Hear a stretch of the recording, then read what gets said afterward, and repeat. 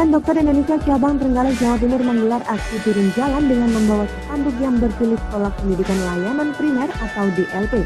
Di Cabang Trenggalek menganggap munculnya pendidikan DLP yang tertuang dalam Undang-Undang Diktek Nomor 20 Tahun 2013 dianggap akan memperlambat kebutuhan dokter yang berada di Trenggalek, mengingat Trenggalek masih kekurangan dokter umum.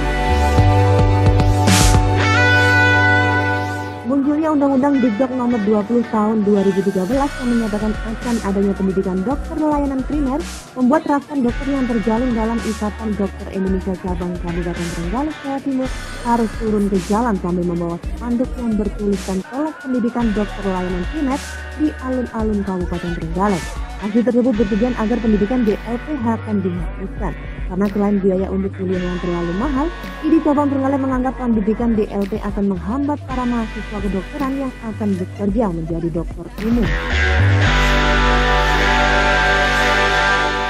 Mengingat di Kabupaten Trenggalek sendiri saat ini masih kekurangan dokter umum dari puskesmas di Kabupaten Trenggalek yang jumlahnya 22 puskesmas, hingga kini masih 9 puskesmas yang sudah melayani rawat inap dan minimal ada 3 dokter di setiap puskesmas yang melayani rawat inap.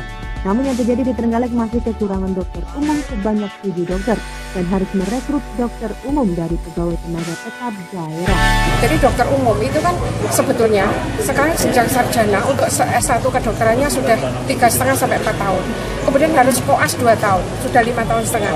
Lulus itu kan masih harus intensif. Jadi seperti sekarang ini yang ikut ada 10 yang harus ikut intensif di rumah sakit atau puskesmas selama 1 tahun.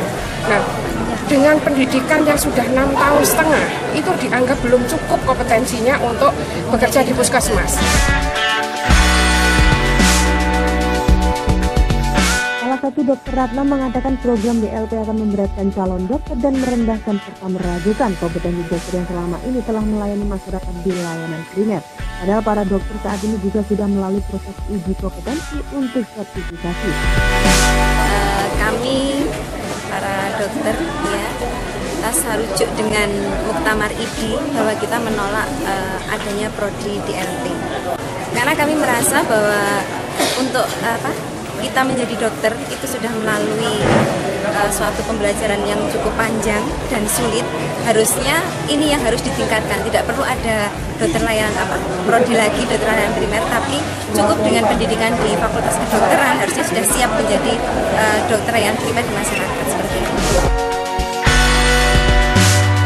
Jika program regulasi dokter layanan primer terlaksana, seluruh dokter yang belum mengikuti pendidikan DLP diwajibkan kembali mengikuti uji kompetensi dengan biaya yang cukup mahal untuk mendapatkan atau berstatus DLP dan dapat berpraktik di masyarakat.